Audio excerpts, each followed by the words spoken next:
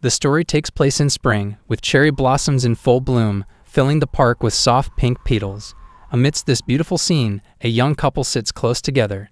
They appear to be lovers, but there's an unusual tension in the air. The boy, Kaminado Namito, looks visibly confused, his gaze lingering on the girl beside him. She's captivatingly beautiful, yet something is unsettling. She's wearing a paper bag over her face. To make matters even stranger, her clothes seem soaked as if she's drenched in some mysterious liquid. Just then, she suddenly turns to him, her hand reaching out to touch his leg, her finger pointing at his bare foot. Startled, he cries out in alarm, but quickly realizes she's only questioning why he's without shoes. He relaxes slightly, his initial shock turning to mild curiosity. Before he can respond, he recalls meeting her a few hours before. While entering the school, he reflects on a song where the singer wishes to make 100 friends. He enters his classroom on the first day of school, feeling a bit lonely. He contemplates if he even managed to make 1 or 2 friends in this new place. His name is Kaminado Namito, a bright-eyed high school freshman, and he smiles to himself as he thinks about his mission to make new friends. Feeling utterly helpless about making friends, Kaminado observed his classmates and noticed 2 students bonding over their assigned seats. Inspired, he decided that asking someone about seating could be his way in too. As he geared up to make his move, a ridiculous thought crept into his mind. The person he approached could end up being his girlfriend, or even worse, claimed to be a demon lord with a strong presence. He pictured himself stuck as her faithful servant throughout high school. Exhausted by his own wild thoughts, he buried his face in his hands, dreading the idea of spending his high school days as anyone's underling. He quickly stopped overthinking as the teacher entered the classroom, signaling the start of homeroom. Feeling a bit relieved, he looked forward to the introductions, excited at the chance to find a friend with similar interests. He decided to observe his classmates and find someone approachable carefully. With a dramatic flourish, he opened his eyes, half expecting to uncover a demon lord hidden among them. Focusing his attention, he was immediately impressed by the smooth, confident self-introduction of a student named Aikawa, a polite-looking boy with a strong build. Smiling warmly, Aikawa shared that he played baseball in middle school and invited anyone interested to be his friend. Kaminado listened intently, feeling hopeful as others introduced themselves. However, when the teacher called the next student, Namito froze, realizing he was up soon.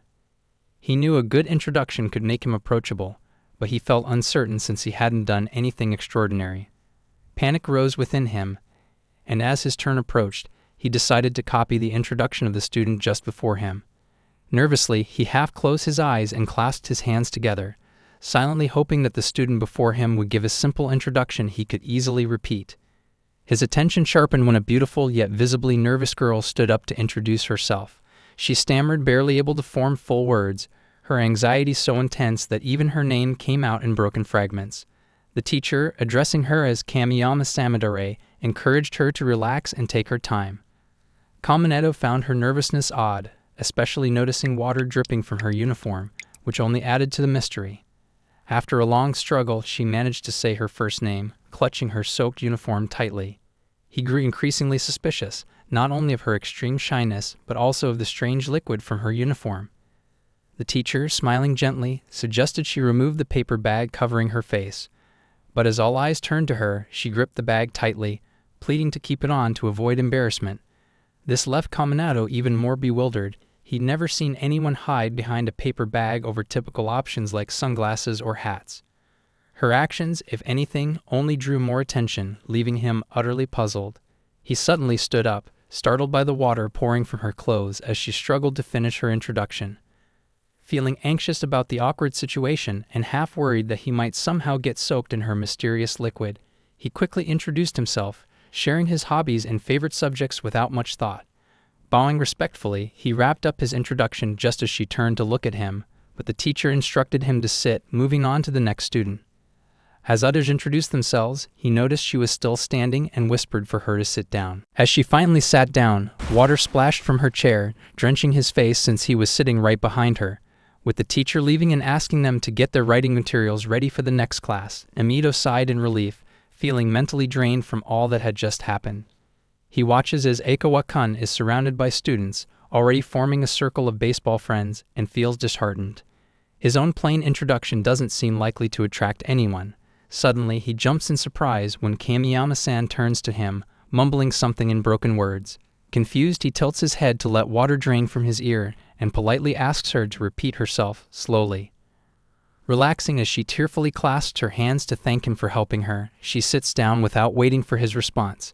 Watching her from behind, he considers the idea of befriending her. She doesn't seem as intimidating as he first thought, maybe even kind. As he glances down at his hand, red from her grip and still damp from the water she's somehow carrying, he pauses, realizing her strength matches her intense presence. He ponders Kamiyama-san, imagining her as a mountain girl, strong and imposing, which makes him a little reluctant to approach her. But his attention shifts when a graceful classmate cheerfully asks Kamiyama if she can use her first name.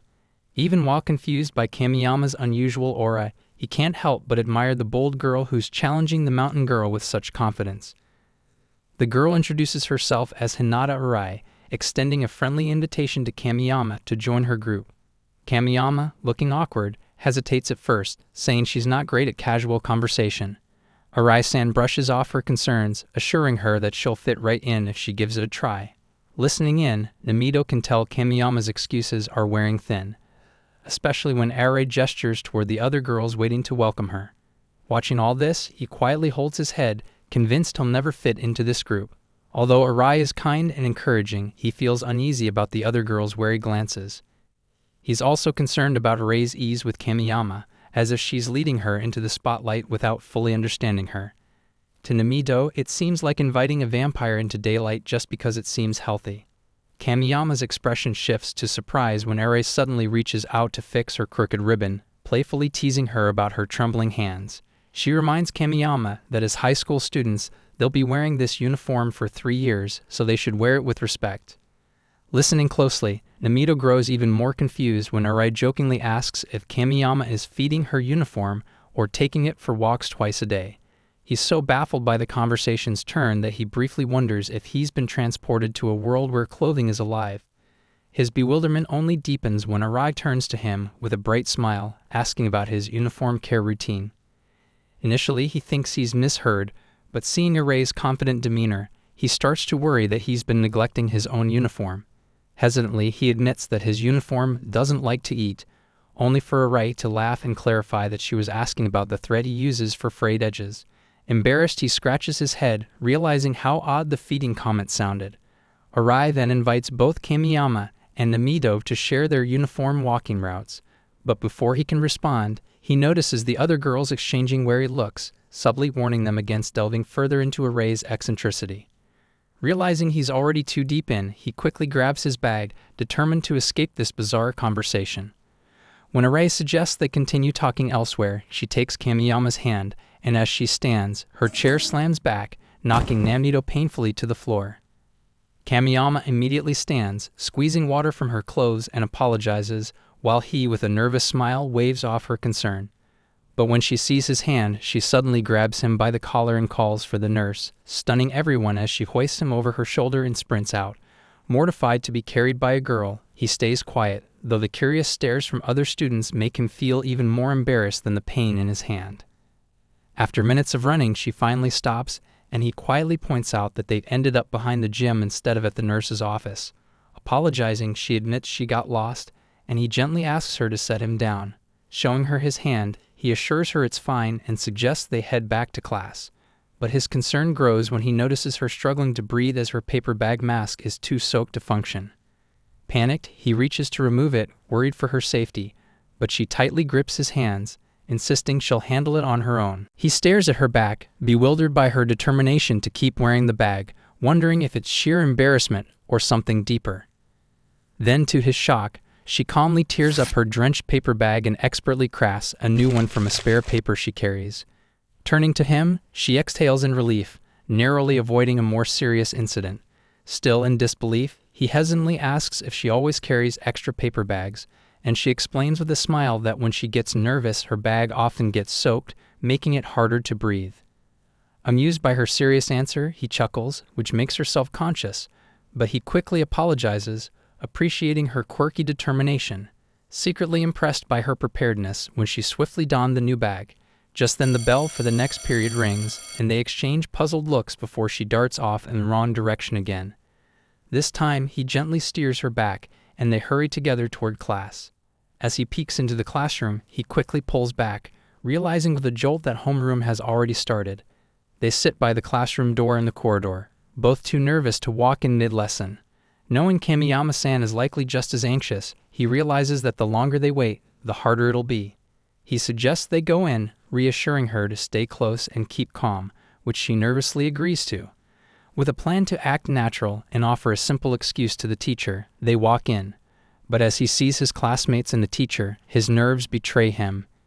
He blurts out a bizarre excuse about a desk trapping their fingers and needing to go to the nurse's office for spray paint, while she stammers nervously beside him. The teacher, amused, tells them to relax, joking that he's like a middle-aged woman struggling with a smartphone. She then mentions she already knows what happened from Aras-san and instructs them to take their seats. As he settles in, he whispers a grateful thank you to Arai, who brushes it off with a cheerful acknowledgement of his hand feeling better. Finally seated, he slumps in exhaustion. Despite only a few hours passing, it feels like 2 months with everything that's happened. His concern creeps back in as he sees Samidare's drenched uniform and hears bizarre sounds emanating from her as she gasps for air. Her paper bag is drenched and her skin looks pale. Feeling urgent concern, he considers asking the teacher for help but pauses, worried about exposing her more in front of everyone. Then he remembers the large paper bag in his backpack and feels a flicker of relief, hoping it might help. Without another thought, he places the large paper bag over her, only to gape in shock. It's much bigger than her previous one. But his surprise turns to admiration as she expertly adjusts it, tweaking it to the perfect size. She thanks him, but he reminds her to face forward, where their classmates are already buzzing about the flash from her quick crafting. When the teacher announces the end of class, reminding everyone to have their materials ready for tomorrow, he feels exhausted and plans to head home right away. But as he steps out and notices Aikawa walking with a girl, he smiles wistfully, wishing he too could experience a girl's cheerful company on the way home. Caught up in his thoughts, hand firmly planted over his heart, he jumps in surprise as someone unexpectedly grabs his leg. At first mistaking the culprit for a mischievous kappa, he soon realizes it's Kamiyama-san, thanking him profusely for his assistance. Embarrassed, he urges her to stand, insisting thanks aren't necessary, though he can't help noticing her surprising strength. She insists on expressing her gratitude and, in halting words, vows she'll do anything to repay him. Stunned, he realizes this is the very dream he's had, a girl earnestly promising to do anything for him.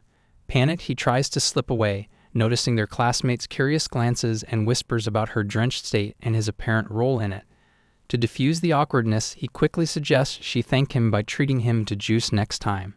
To his shock, she immediately slings him over her shoulder, repeating juice as she dashes straight to the cafeteria. Despite his pleas to grab his shoes and bag, she's completely focused on her mission to get him juice. In a strange way, it feels like his second dream, going home with a girl, is coming true, though not exactly as he'd imagined. At last, she sets him down firmly on a park bench. Dazed and looking up at the sky, he tries to make sense of it all as she appears behind him, offering him juice with a determined look. Holding the juice can, he can't help but feel like they look like a couple. As he sits, watching her pull part of her bag aside to drink, she suddenly notices his bare feet. Without hesitation, she grabs his leg, asking about it with genuine concern. Realizing the situation, he explains they're still at school. She quickly apologizes, saying her intention was only to thank him, not cause trouble. He smiles and reassures her it's nothing, thanking her for the juice. Nervously, she admits that today terrified her, sharing her unease around unfamiliar people. He's surprised when she effortlessly crushes her juice can, revealing her frustration. She explains that if she weren't so anxious, none of this would have happened. He kindly asks if she thinks she'll feel better once she's settled in at school. She nods, saying she hasn't made any friends yet and had hoped to start high school without feeling so anxious. Understanding how tough it must feel to be friendless, he offers to help her make friends. She beams and promises to support him in return. When she asks what he values in friends, he thinks for a moment and says he likes people he can talk to without feeling nervous. They share a look, realizing they're already speaking that way with each other. Overhearing them, a nearby man approaches, laughing, and declares them friends already. Though he brushes it off with a joke about how his past friendships led to trouble, he feels a flicker of hope. Then, turning to her, he asks if she be his friend. Though it feels a little unusual, she smiles warmly, takes his hand, and happily agrees. Both of them, grinning, realize they've managed to make a friend on their very first day at school. The next day, Kaminado feels bored in class until Arei-san cheerfully greets him with a good morning. He instinctively stands and bows, still treating her formally as the new class president. Laughing, she encourages him to just call her by name instead. Though he sees her as the president, he's truly impressed by how she naturally lives up to everyone's expectations. He recalls how, just yesterday, the teacher had asked for a volunteer to be class president. Tension filled the room as no one stepped up, and he grew anxious, fearing they'd be stuck there.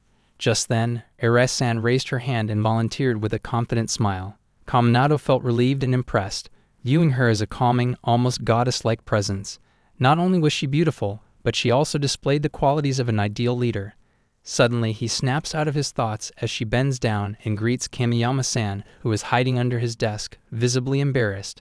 As she stumbles out, she tugs at her untucked shirt. Kaminado gently advises Arei-san to ease up, or Kamiyama-san might die of embarrassment. Understanding, Arei-san smiles warmly, reminding Samadare that they're already friends, having talked the day before. He admires her even more, amazed by how naturally she connects with others. It had taken him 2 days to befriend Samadare-san. Arei-san excitedly asks if they consider joining a school club. Though neither Kaminado nor Kamiyama has decided yet, he jokes about wanting to join the GHQ, Go Home Quickly, club. His mood shifts when Arei explains that club participation is mandatory. Frustrated, he asks if she's chosen a club, and she thoughtfully mentions wanting to try something new since she was in the swimming club back in middle school. Eagerly, Arei suggests they explore the clubs together after class. Kaminado, finding it a hassle, tries to decline, but Arei insists, even inviting the nervous Kamiyama, who hesitantly agrees. They decide to check out all the clubs after the bell rings. After the bell rings, he and Kamiyama leave the choice of which club to start with to Arei-san. She brilliantly suggests they join a club that promotes inclusivity, so the trio decides to try the music club first. A member hands them instruments for their trial, and the club captain quietly whispers to his fellow members that they should accept anyone who can produce even a small sound, as they're short on members. Arei-san receives a trumpet and plays it so beautifully that the teacher is impressed, wondering if it's truly her first time. He admires her humility when she attributes her success to the instrument rather than her own skill. However, frustration erupts when he struggles with his assigned instrument, blaming the club members for giving him a faulty one. A student then approaches Kamiyama-san, instructing her to try the drums. Shocked, he watches as she enthusiastically hits her head against the drum instead of using the sticks, causing her to nearly sink into the instrument. With a smile, the club in charge informs them they won't be joining the club. Arei-san is disappointed, but asserts it was the instrument's fault, not Kaminado's. Kamiyama excitedly chimes in that it was meant for a concert piece, praising Kaminado's potential. Motivated by her encouragement, Arei-san agrees and suggests they move on to the next club with renewed spirits, ready to embrace new challenges and discoveries. As they flip through the notebook for the next club, Kaminado initially feels irritated by the process, but his mood improves when he sees Arei-san, whose presence makes him feel more relaxed. Their next stop is the tea club, where Arei-san expertly prepares a cup of tea. When it's Kamiyama-san's turn, she moves too quickly and spills tea all over him, soaking him. Arei-san looks disappointed, thinking their luck isn't great, but she stays determined and suggests they try the next club. They visit the art club and the choir club, but things don't go well either. Arei-san becomes discouraged and almost collapses from the stress. Sensing her frustration, Kaminado quickly supports her, telling her they can keep going and that they'll succeed eventually. Determined not to give up, Kaminado ties a scarf around his head for motivation and suggests they try the sports club. Arei-san agrees, seeing that Kamiyama's height and strength could be a good fit. But when she sadly admits she's not good at sports, Arei-san encourages her to give it a try, reminding her that she'll never know unless she does. She hesitates and shares that in middle school, people expected a lot from her because of her height and strength, but her nervousness led to failures, including becoming a ghost member of a club.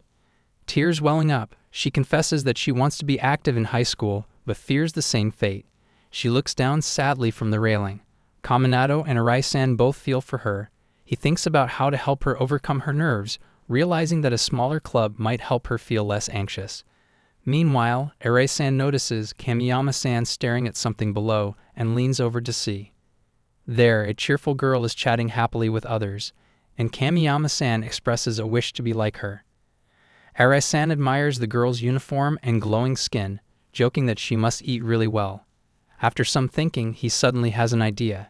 He excitedly suggests that instead of joining a club, they could start their own. He enthusiastically explains his idea of creating a space where Samadori-san wouldn't feel nervous. However, his excitement fades a little as he worries about the practicalities. Just then, Arai-san steps forward, recalling something and flipping open a book to show that starting their own club is possible. Excited by the idea, Kaminado feels a surge of joy as Arai-san agrees to help create the club.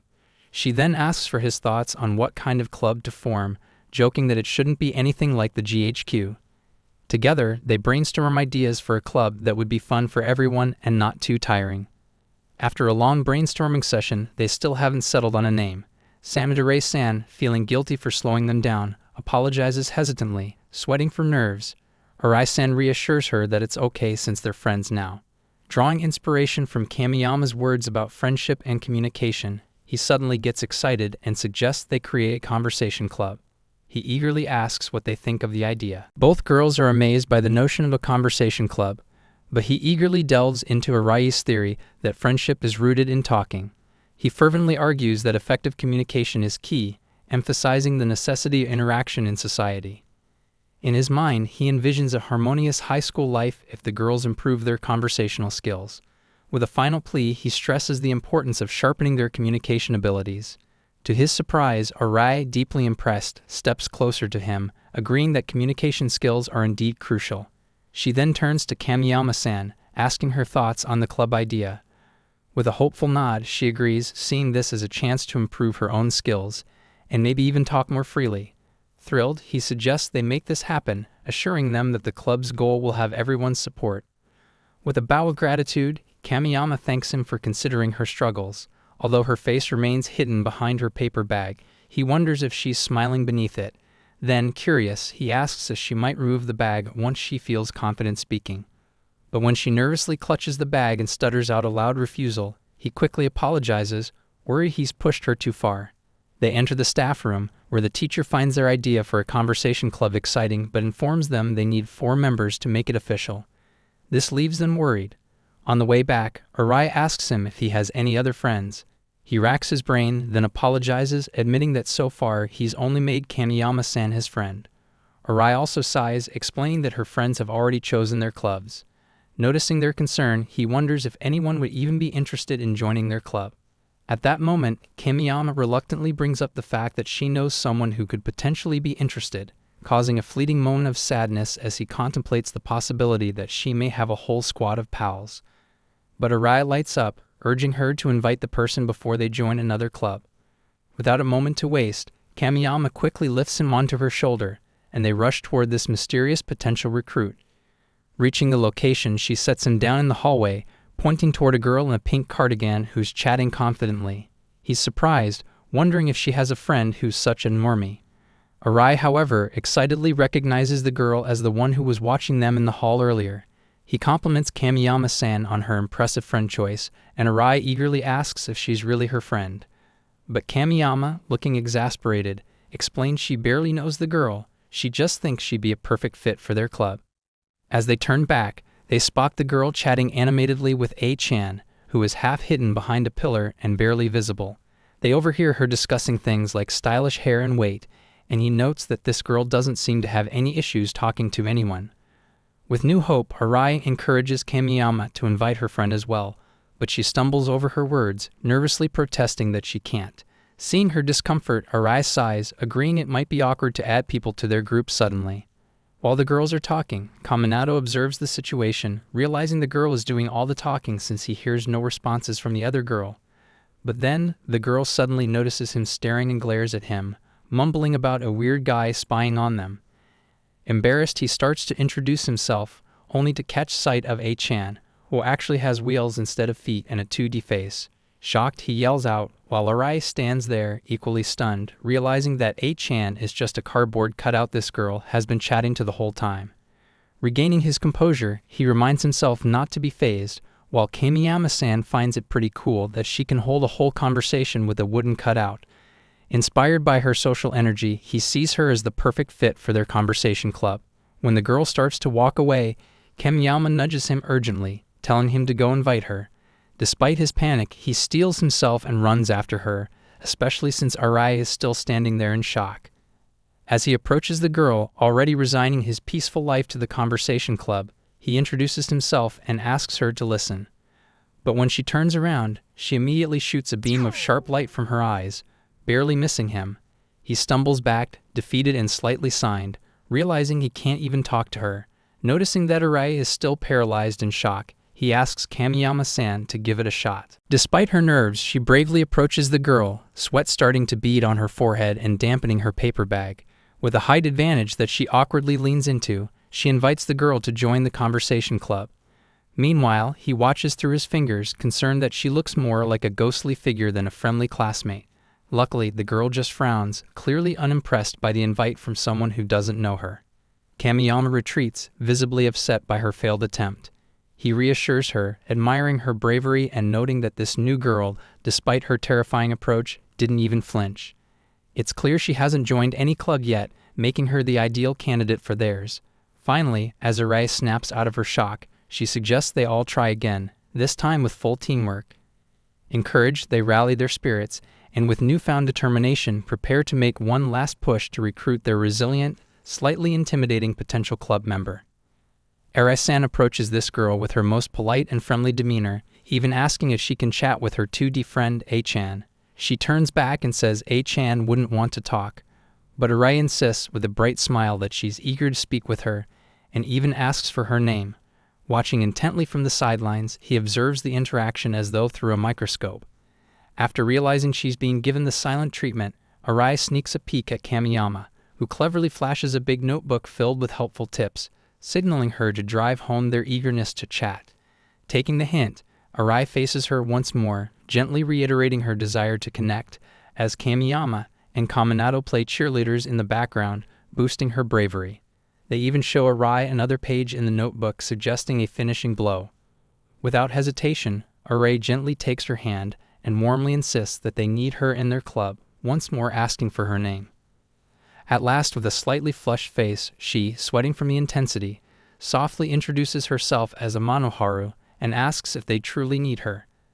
The trio cheers, introducing themselves in turn. But when Arai introduces Kaminato-kun to her, she unleashes another deadly beam of light from her eyes, scorching the floor as he narrowly dodges, wondering why she's attacking him when he hasn't even spoken. Arai, unfazed, places a hand on Amano's shoulder, declaring that they're now friends and urging her to join their club. Kamiyama, equally enthusiastic, chimes in, convinced it would be thrilling to talk to people at length.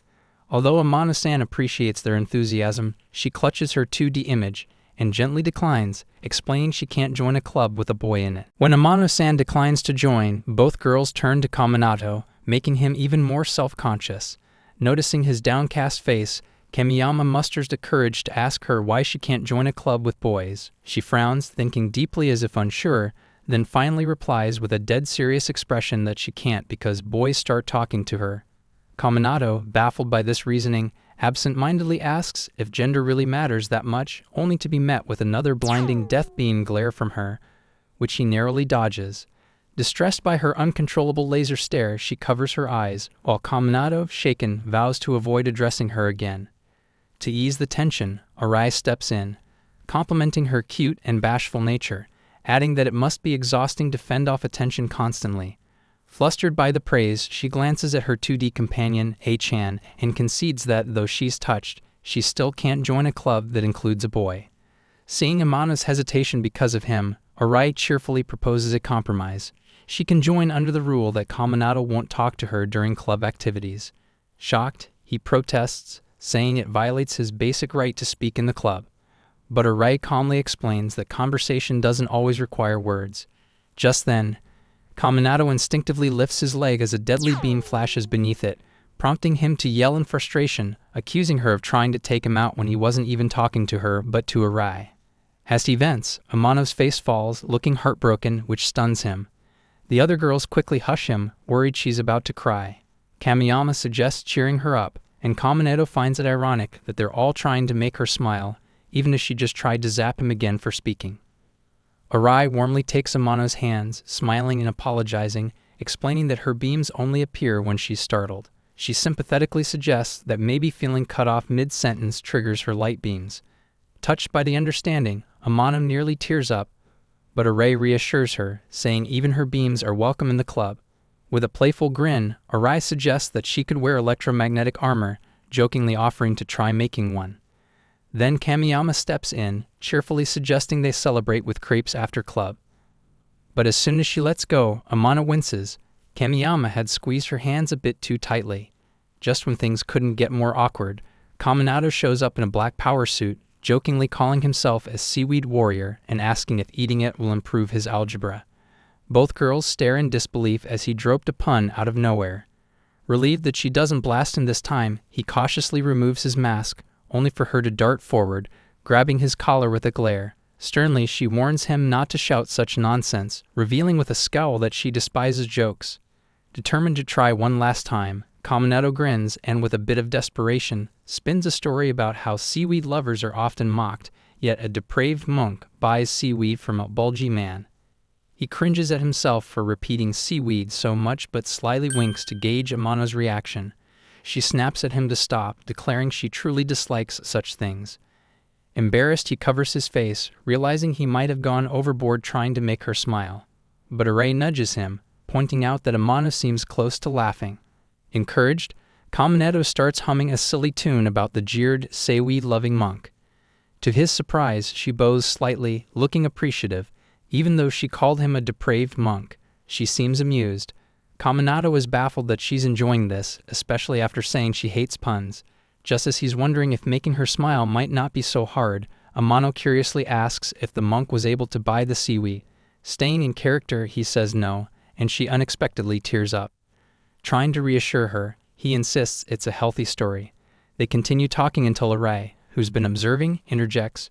She notes with satisfaction that Amano hasn't unleashed any death beams, hinting that smiles, empathy, and a funny topic make her comfortable around Kaminato, implying that they're already friends.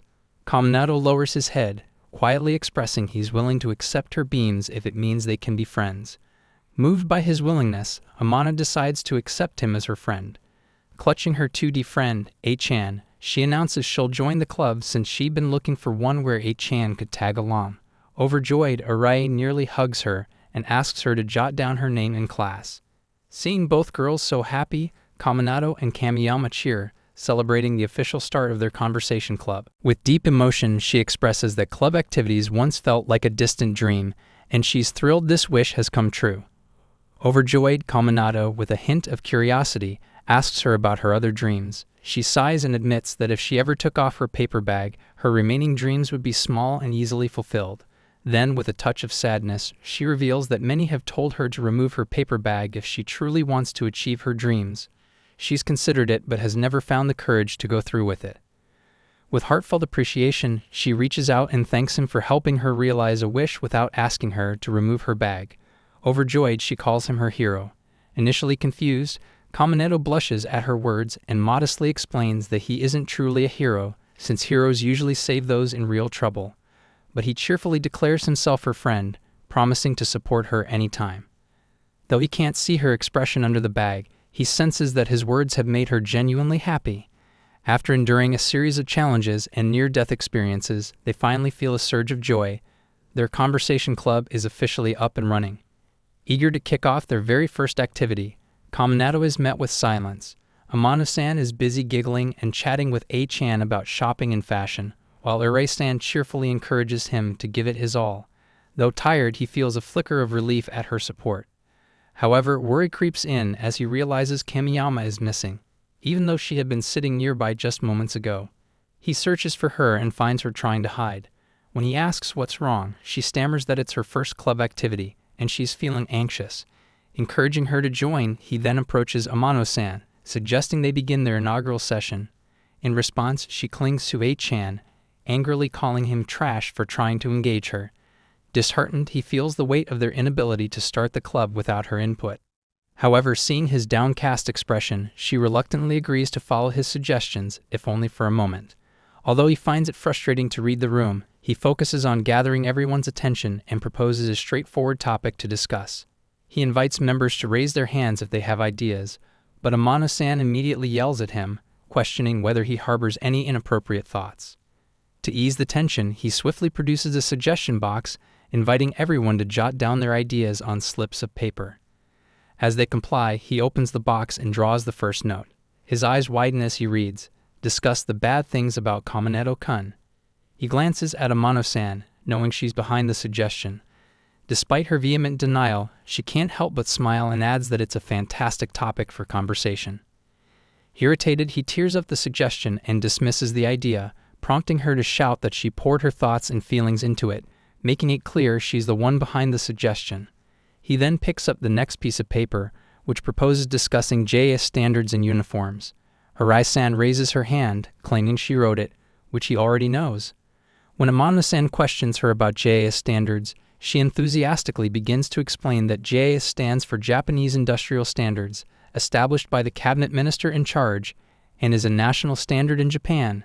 Despite her passion, he cuts her off in frustration, knowing it's not a suitable topic for their club. Arai-san's face falls as she apologizes. Realizing the box is empty and no good ideas have surfaced, he decides to review all the suggestions at once. Just then, Amano-san informs them that if they don't settle on a topic soon, she'll have to head home. As she picks up the box, she finds it unusually heavy. When he tips it over, a soaked piece of paper spills out, reverting to pulp. Kamiyama-san stares, tears welling in her eyes as she apologizes, explaining she was so nervous that this happened. Reflecting on the situation, he thinks there was little reason for the anonymity of the ideas. Amano-san then yells at him, mocking him for not contributing and calling him useless. Without missing a beat, he retorts by cheekily suggesting she simply label him as foolish instead. Much to his amusement, she actually agrees with him. He studies her carefully, coming to the realization that while she may seem shy at first, she actually has a hidden talent for conversation that she's keeping under wraps, making her a bit of a puzzle to decipher. He suggests to the group that they stick to basic chit-chat topics like favorite foods or movies, thinking they'd be more down to earth.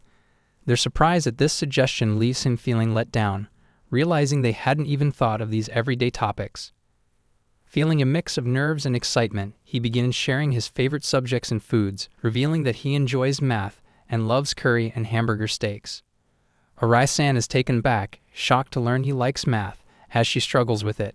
He explains that math doesn't require excessive memorization, which is why he finds it appealing. As usual, Amano-san teases him about his food preferences, saying even a grade schooler wouldn't enjoy such choices. He retorts that these are just normal, basic foods.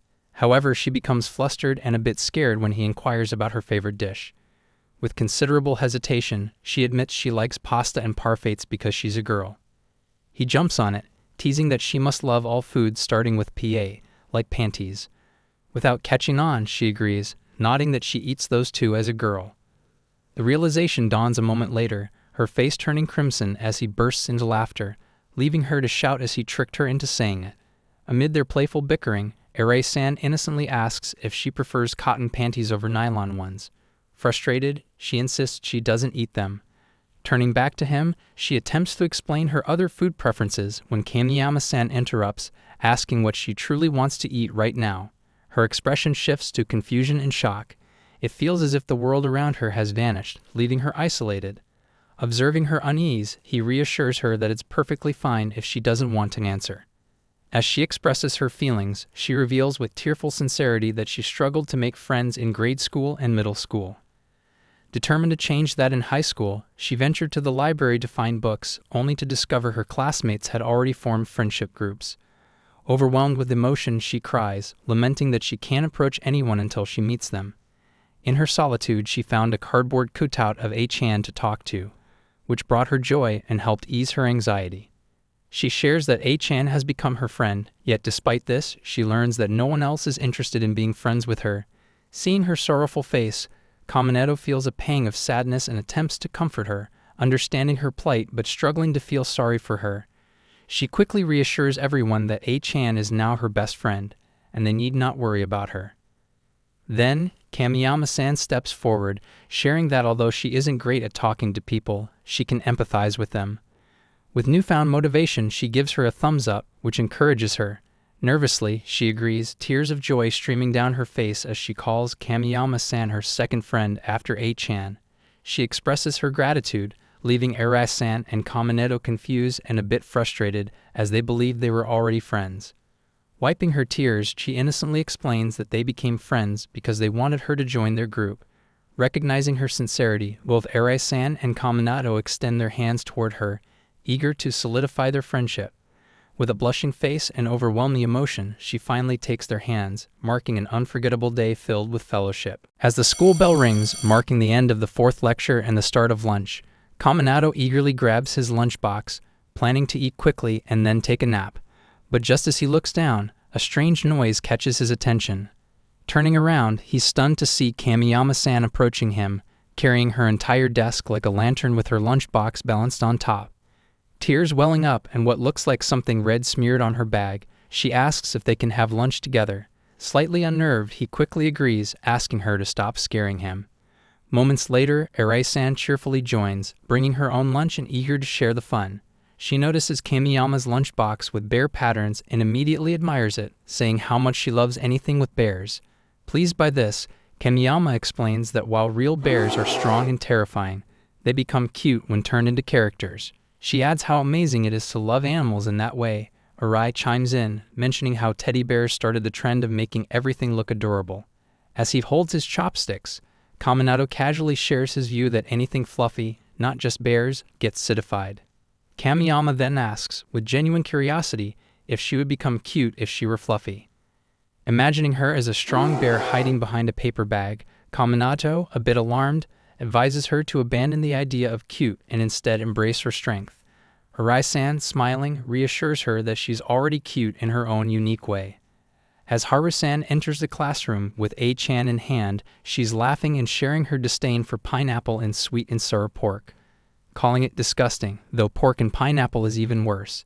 Seeing that the whole class is still absorbed in their conversations, paying no mind to Haru and A-chan, Kaminetto realizes they're used to her antics and even makes space for A-chan as if she were a real student. Watching her, he's struck by her confident entrance, as if she's stepping into the class for the first time, despite having crossed class borders to get there.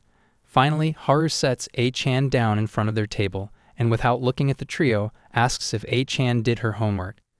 Deciding for herself that A-chan did, Haru eagerly asks to copy it. As the three of them eat and watch, they notice that she's putting on an act, pretending she truly dislikes doing her homework. But her emotions quickly take a sharp turn. She starts tearing up, brokenly confessing to A-chan that she's part of the conversation club yet feels miserable being the only one never invited to talk. Suddenly, without even looking at them, she begins to cry harder, turning to Kaminetto to accuse him of not inviting her and dramatically warns him that she might just kill him someday. Realizing how serious she is, Kaminetto immediately covers his face, half expecting Haru to unleash some light beam attack at him. But instead, she sighs and admits sadly that she has already declined other invitations, so Arai-san insists that the more, the merrier and welcomes her to join them. Impressed by her sudden mood shift, Kaminetto is glad to see her back to her cheerful self. As she opens her lunchbox, Arai-san enthusiastically compliments her sandwiches, asking about the ingredients. Haru happily explains, pointing out one with yellow pickled radish and another with chikwa and potatoes. Noticing his hesitant look, she shows him yet another sandwich, proudly claiming it has butter and is especially delicious. Kaminetto takes a bite and is pleasantly surprised. It's delicious. With the whole club gathered, Arai-san proposes discussing activities for the May holidays. Kaminetto, however, feels a bit disheartened about having club activities during his free time. Haru eagerly agrees with Arai, and even Kamiyama, who hasn't made any other plans, joins in. When they mention following the majority rule, Kaminetto is stunned, realizing they've already decided without him. He half-heartedly suggests they should focus on the club's weaknesses, like other clubs do, given the longer vacation. Arai, catching his drift, points out that they lack a club room and will likely have to hold activities outside. The girls quickly settle on the idea of shopping, leaving Kaminetto baffled as to how this addresses any weaknesses. Seeing his puzzled expression, Haru shares a story, explaining that shopping is indeed challenging for her. She recounts that whenever she asks A-chan for shopping advice, store staff seem to disappear. She recalls a day when she consulted A-chan in front of a shop, and as soon as she did, the staff quickly vanished, leaving her to head home empty-handed. Realizing that A-chan must be scaring off the staff, Kaminetto can only look at her in bewildered silence, feeling oddly sympathetic. Kamiyama shares her shopping struggles, explaining how her nerves often lead her to impulsively buy everything out of panic. She's even been turned away from stores for covering her face too much. When Kaminato asks if their entire holiday is going to be focused on shopping, Kamiyama enthusiastically mentions an outfit she's determined to buy if they all go together. The other girls become emotional, leaving Kaminato baffled, until Haru suddenly accuses him of underestimating the ordeal of clothes shopping. He suggests it would be easier if shop assistants approached them, but she shuts him down immediately, explaining how aggressive sales tactics only push her to buy things she doesn't want or need. Kamiyama then admits she avoids trying clothes in stores because she's afraid they'll get damp, opting instead for online shopping, which often results in poorly fitting clothes. Arai, looking teary, confesses that she has trouble even speaking to shop assistants. Listening to their anxieties, Kaminato reluctantly agrees that shopping does sound daunting. Sensing his skepticism, Haru bristles, quickly clarifying that she's not afraid of fitting rooms. When he teases her by mentioning rumors about people disappearing in them, her frightened expression makes him agree that while ghosts may be scary, it's the people that are truly terrifying. He then shares his own horror story. Customers who try on endless clothes, take selfies, and leave without buying anything. The very thought repulses him, and the girls, understanding his pain, sigh deeply, agreeing that maybe shopping isn't as fun as they thought. To lift their spirits, Kaminato encourages them to pursue Kamiyama's goal, but she modestly declines, not wanting to be a burden. With a hopeful smile, Kamiyama proposes a different kind of outing. She's always wanted to try the creep stand at the station after school. Arai immediately lights up, enthusiastically agreeing with the idea, and even mentioning the kitchen truck by the station, where they can avoid the hassle of dealing with too many staff. Haru, grinning, eagerly asks Kamiyama if she loves crepes, and Kamiyama nods enthusiastically. Though Kaminato isn't exactly a fan of sweets, he can't help but given when he sees how excited the girls are. They all agree to visit the crepe shop after school. Once the school day ends, Kaminato is bewildered to see the girls preparing as if they're heading into battle rather than just for a simple outing.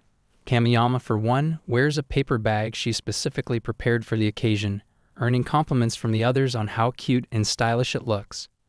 Kaminato, still confused, watches them all heft oversized shoulder bags with intense focus, clearly ready for something more than just a trip to the crepe shop.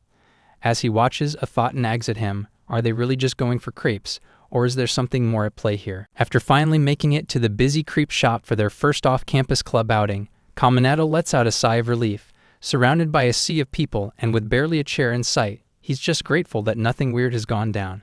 Yet, meanwhile, he enjoys the entertainment of watching the girls vigorously debate over their choice of toppings: strawberries, custard, bananas, or other delectable delights. As they chat animatedly, he can't help but chuckle at their enthusiasm. Despite their eccentricities, he muses, they're just your typical schoolgirls. When Arai turns to him with a bright smile and asks what he'll order, he hesitates, jokingly suggesting he picks the same as her since he can't make sense of all the options. But Haru, misunderstanding, assumes he wants to match her order and blushes. Horrified, she starts rambling about how ordering the same thing would make them look like a couple. As Kaminato scrambles to clear up the misunderstanding, Haru's expression suggests she's ready to blast him with a laser stare when he's suddenly distracted by a splash of water. It's Kamiyama, her bag soaked as she nervously tries to place an order but can barely speak. Seeing her struggle, Haru and Arai quickly rush over to calm her down, helping her dry off and offering gentle encouragement. Kaminato observes, amused and impressed by the girls' camaraderie. Haru even offers a unique trick to ease Kamiyama's nerves, imagining everyone around her as A-chan. To his surprise, Kamiyama's anxiety visibly melts away, and she manages to compose herself. With high spirits, Arai decides to take the lead, marveling at the delicious crepes and urging everyone to order before the place gets even busier. Haru, emboldened by her victory, excitedly announces that she'll get the custard pudding special herself. But before she can rush off alone, Kaminato yells in alarm, warning her that she could die if she braves the crowd without A-chan. Haru turns back with a determined look, insisting they trust her serious face. She's ready to tackle this mission solo. Summoning all her courage, Haru steps up to the truck, only to lose her nerve when she sees the towering, cheerful owner. Stammering that she's the customer, she tries to order, but he interrupts with a grin, calling her so cute and giving her a special discount. Before she can explain her choice, he insists that tropical fruits are perfect for her skin and hands her an enormous extra-large crepe, the Heaven Pegasus Special Guten Tag. Flustered, Haru ends up buying the massive dessert, and as she returns to the group with teary eyes, she tells Kamiyama it's her turn. Kamiyama is clearly nervous too, but Haru pleads with her to avenge her. With new determination, Kamiyama vows to conquer the creep seller, declaring that she has a foolproof plan, wearing a small black sticker on her shirt to boost her cuteness factor, hoping it gives her the edge. Kaminato tries to intervene, but Haru clamps a hand on his shoulder, warning him not to question her carefully crafted tactic. Amazingly, they watch as Kamiyama approaches, and to everyone's surprise, successfully orders the dessert she actually wanted. Now that it's his turn, Kaminato nervously approaches the truck, trying to appear calm.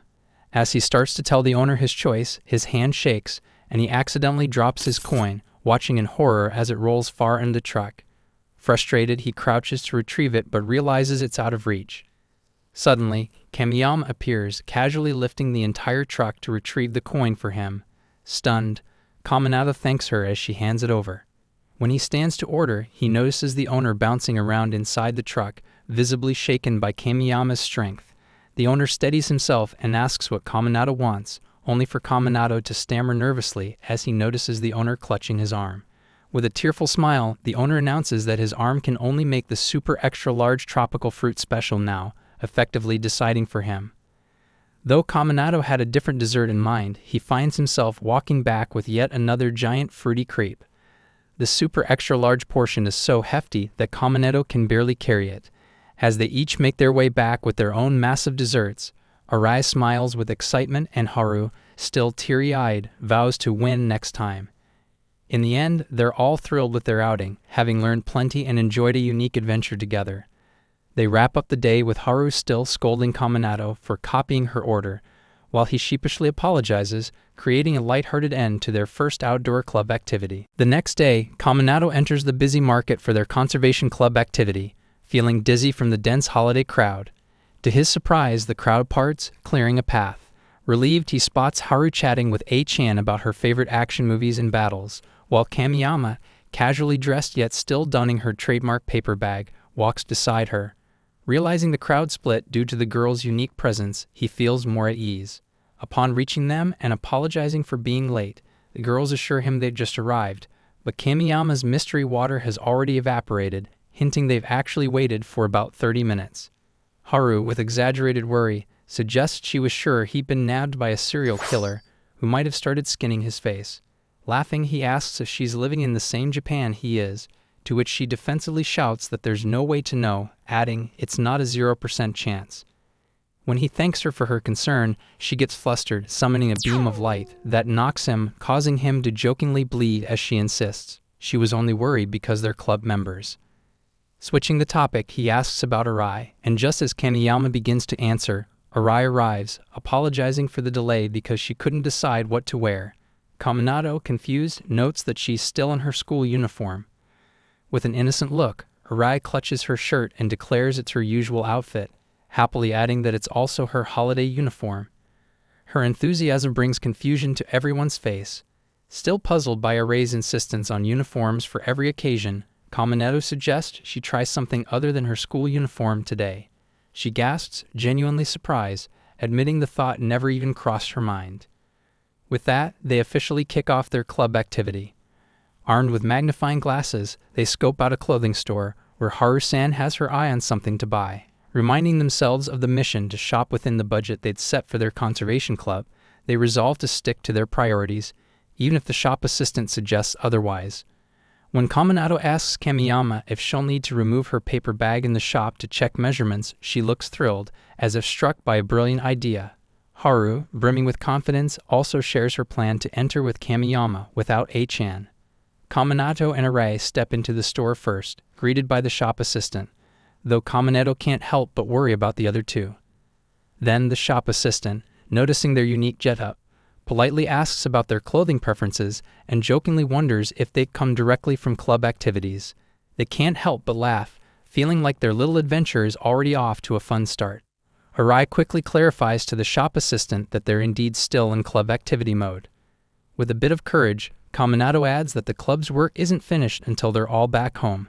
Sensing her usual sales tactics aren't landing, the shop assistant smiles, saying she'll be around if they need anything, and walks off. Kaminato feels genuinely impressed. Her communication skills are spot on, and she has answers for every question. Then, to his surprise, he spots Kamiyama entering the store with a charming hat, cleverly covering her face after the creep shop incident. His relief quickly turns to concern when he notices Haru isn't visible.